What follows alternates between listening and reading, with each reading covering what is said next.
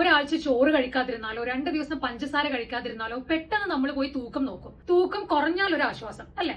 ഇടയ്ക്കിടെ വെയിങ് മെഷീനിൽ തൂക്കം നോക്കി സങ്കടപ്പെടുന്നവരുണ്ടെങ്കിൽ അവർക്ക് ഈ വീഡിയോ അയച്ചു കൊടുത്തോളൂ. And I am doctor Srividya. I talk health. ആരോഗ്യത്തിന്റെ യഥാർത്ഥ അളവുകോൽ BMI മാത്രമല്ല. നിങ്ങൾ സാധാരണ രീതിയിൽ വെയിറ്റ് നോക്കുമ്പോൾ ഇത് കൊഴുപ്പിന്റെ ഭാരമാണോ അതോ മസിലിന്റെ ഭാരമാണോ എന്ന് എങ്ങനെ മനസ്സിലാക്കാൻ സാധിക്കും? നിങ്ങൾ വെയിങ് മെഷീൻ ഉപയോഗിച്ചാലോ BMI കാൽക്കുലേറ്റ് ചെയ്താലോ ഇത് മനസ്സിലാക്കാൻ സാധിക്കില്ല.